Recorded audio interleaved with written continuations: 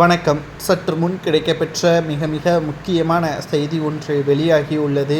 திமுகவின் தலைவரும் தமிழக முதல்வருமான மு.க.ஸ்டாலின் அவர்களது மகள் செந்தாமரை நடத்தக்கூடிய 4 நிறுவனங்கள் முறைகேடாக நடத்தப்பட்டதாகவும் பினாமிகளது பெயரில் செயல்படுத்தப்பட்டதாகவும் கூறி அமலாக்கத்துறை அதிகாரிகள் தற்பொழுது அதிரடியான நடவடிக்கைகளை மேற்கொண்டுள்ளார்கள்.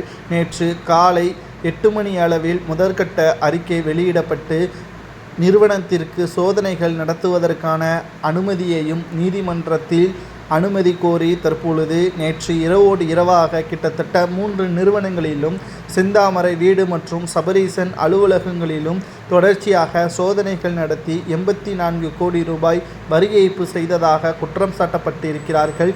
இதனால் செந்தாமரை அவர்கள் டெல்லி நீதிமன்றத்தில் ஆஜராக வேண்டும் என்றும் தற்பொழுது டெல்லிக்கு அமலாக்கத்துறை அதிகாரிகள் டெல்லிக்கு அழைத்து சென்றுள்ளார்கள். இந்த நிலையில்தான் மு.க.ஸ்டாலின் அவர்கள் அதிர்ச்சியடைந்து தனது மகளை எப்படியாவது காப்பாற்ற வேண்டும் என்பதற்காக உள்துறை அமைச்சர் அமித்ஷா அவர்களை தொடர்பு கொண்டு பேசியுள்ளார். ஆனால் உள்துறை அமைச்சர் கூறுவது என்னவென்றால், அமலாக்கத்துறை அதிகாரிகளை எங்களால் கட்டுப்படுத்த முடியாது. தவறு செய்தால் நிச்சயமாக யாராக இருந்தாலும், ஏன் நானாக இருந்தாலும் என் மீது வழக்குகளை தொடருவார்கள் என்றும் அமித்ஷா அவர்கள் ஒரே போடாக போட்டுவிட்டார். மேலும் தமிழ்தான் எங்கள் உயிர் மூச்சு என்று கூறி வந்த ஸ்டாலின் அவர்கள் தனது மகள் நடத்தக்கூடிய நிறுவனங்கள் 3 நிறுவனங்களும் ஆங்கில பெயரில் வைத்ததற்கு காரணம் என்ன? பணம் சம்பாதிக்க வேண்டும் என்பதற்காக மட்டும்தான் இவர்கள் தமிழை பயன்படுத்துகிறார்களே தவிர மக்களின் வளர்ச்சிக்காக இவர்கள் தமிழை பயன்படுத்தவில்லை என்பதையும் நாம் இங்கு நன்றாக பார்க்க வேண்டும்.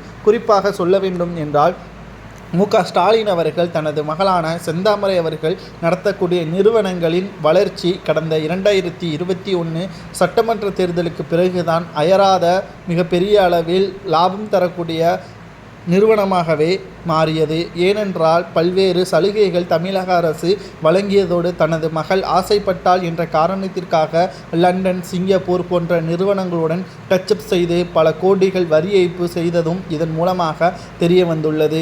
2021க்கு முன்பாக கடந்த 10 ஆண்டுகளில் அதிமுகவின் ஆட்சியில் எந்த ஒரு வளர்ச்சியும் இல்லாமல் இருந்த இந்த நிறுவனங்கள் தற்பொழுது செந்தாமரை அவர்கள் 2021ற்கு பிறகு அதிக அளவு வளர்ச்சியடைந்தது எப்படி என்ற கேள்வியை தான் தற்பொழுது நம்மால் பார்த்து யோசிக்க வேண்டும். மக்கள் மத்தியில் தமிழை தவிர வேறு எந்த ஒரு மொழியை கற்றுக்கொள்ள மாட்டோம். ஆனால் சபரீசன் 7 மொழிகள் கற்றுக்கொண்டுள்ளார். செந்தாமரை 4 மொழிகளை கற்றுக்கொண்டுள்ளார். உதயநிதி ஹிந்தி உட்பட அனைத்தையும் கற்றுக்கொண்டுள்ளார் என்பதும் குறிப்பிடத்தக்கது.